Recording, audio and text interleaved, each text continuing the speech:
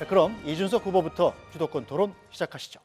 예, 이재명 후보께서 최근에 중국과 대만에 관여하지 말고 모두 CC하면 된다 이래가지고 비난을 받은 바가 있습니다. 그런데 뭐 가질 수 있는 입장인데 이건 너무 친중국적인 입장 아니겠습니까? 어떻게 생각하십니까? 너무 단편적인 생각이시라고 생각되고요. 제가 드리는 말씀은 국익 중심으로 판단해야 되고 대만과 중국 간의 그 분쟁에 우리가 너무 깊이 관여할 필요가 없다. 현상을 존중하고 우리는 거리를 유지해야 된다. 대만과 중국이 다투면 뭐 대만에도 좋은 관계를, 중국에도 좋은 관계를, 다른 나라도 좋은 관계를 유지할 필요가 있다. 제가 그런 취지의 말씀을 드린 것이고요. 중국 친중이다 이렇게 생각하는 것은 참 정치인으로서는 좀 적절치 않은 표현 같습니다. 예, 그런데 이런 관점에서는 그러면은 앞으로 국제적 분쟁이 발생했을 때 다른 나라도 우리에 대해서 비슷하게 생각할 수 있는 거 아닙니까? 미국 입장에서 트럼프가 뭐 한국이 북한하고 좀 싸우면 어때? 우리 그냥 둘 다 CC하면 되지 이렇게 나오면 곤란한 거 아닙니까? 일반적인 사례와 특수 상황에 대한 사례를 좀 구분하시면 좋을 것 같아요. 뭐든지 극단화시키는데 지금 통상적인 외교와 통상적인 무역 그리고 통상적인 국제관계의 얘기를 한 것이고 침략을 한다든지 전쟁이 벌어진다든지 하는 상황이 벌어졌을 때는 그 상황은 또 다른 것이죠. 계속 말을 돌리고 계신 게 잠깐만 제가 답변할 때 예. 좀 하게 하고 하시죠. 네, 답변 30초 시간을 보장하셔야 그래서 됩니다. 그런 점들에 대해서는 극단적으로 좀 판단하지 않으시면 좋겠습니다.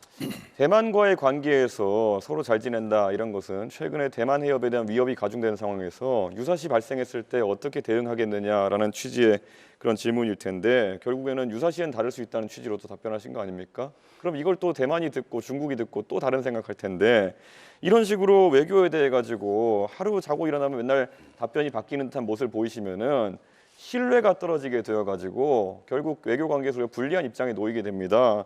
결국 양안 관계가 발생했을 때 유사시 상황이 발생했을 때 개입하겠다는 겁니까? 안 하겠다는 겁니까? 침략을 당했을 때 대만이 모든 상황들을 가정을 해가지고 극단화시켜서 판단하면 문제가 생깁니다. 상황이 전개가 됐을 때 그 상황에 맞춰서 유연하게 판단해야 되고 그 판단의 기준은 역시 대한민국의 국익이라야 되고요.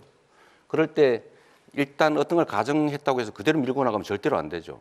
이 외교 관계는 특히 격변하기 때문에 상황에 따른 판단들을 달리 해야 됩니다. 지금 어떤 상태를 가정하고 결정해놓고 상황이 바뀌어도 그대로 가겠다 하는 것은 정말 위험한 생각입니다. 예. 이재명 후보의 공약 중에 보면요. 해남의 솔라시도 그 부지에다가 결국에는 데이터 센터를 왕창 만들겠다. 그리고 그를 위해 가지고 풍력 발전, 서남 해안의 풍력 발전을 많이 활용하겠다 이런 말씀하시는데요. 네.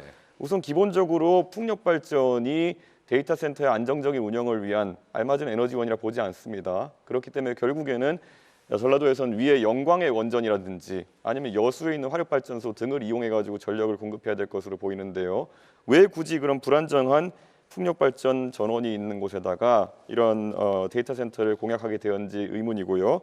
그리고 지금 풍력발전 같은 경우에는 개발 및 운영의 66%, 제조의 83.4%, 금융의 100%가 외국에 넘어가 있고 대부분 그게 중국 쪽입니다.